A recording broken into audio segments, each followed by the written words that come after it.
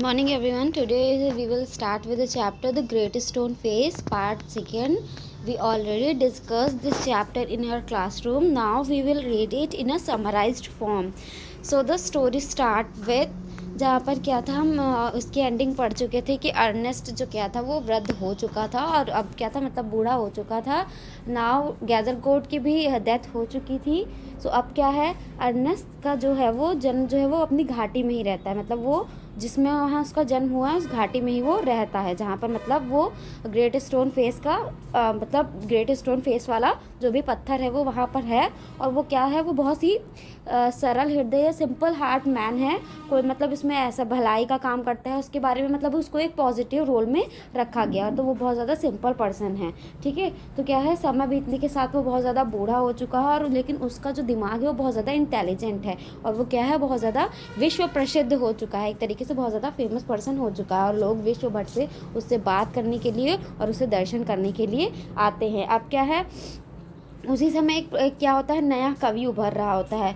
ठीक, तो उस कवि ने कहाँ पर जन्म लेता है, वो उसी घाटी में जन्म लेता है जहाँ पे अर्नेस्ट रह रहा होता है.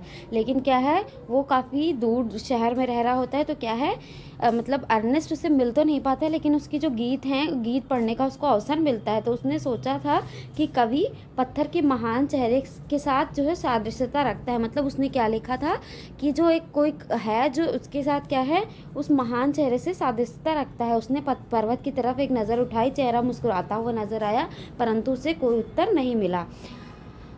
So the next para is, अब यहाँ पर क्या है, प्रसिद्ध कवि और अर्नेस्ट के बारे में बताया गया. कवि ने अर्नेस्ट के चरित्र के बारे में सुन रखा था तो एक दिन वह उसके दरवाजे पर गया.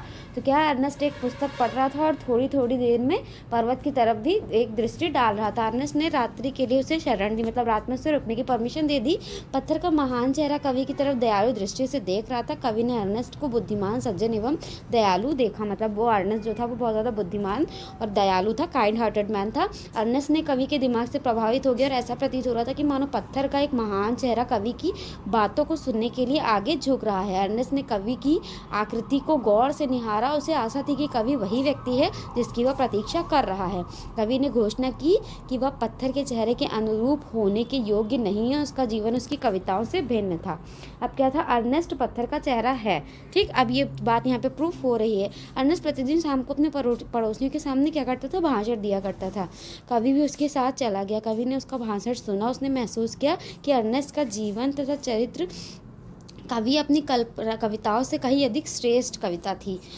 तुरंत ही कवि ने पत्थर के महान चेहरे को देखा. ठीक है, और उसने घोषणा की कि अर्नेस्ट पत्थर के महान चेहरे से मिलता जुलता है. और सभी कहते उससे सहमत थे क्योंकि कहीं ना कहीं लोगों को क्या लग रहा था कि अर्नेस्ट जो था वो बुद्धिमान भी था. तो लोगों को ये क्या हो गया था, एकदम कंफर्म हो गया था कि जो वो अर्नेस्ट है वही क्या है, रिजेंबल है या एग्जैक्टली वही फेस है ग्रेट स्टोन फेस का. अर्नेस्ट को फिर भी वही आशा रही कि किसी समय कोई व्यक्ति जो उससे अधिक बुद्धिमान और बेहतर होगा आएगा, जो पत्थर के महान चेहरे के सादृश्य होगा, जिसके फेस में ग्रेट स्टोन फेस का रिजेंबल दिखाई देगा. So this is the end of the story.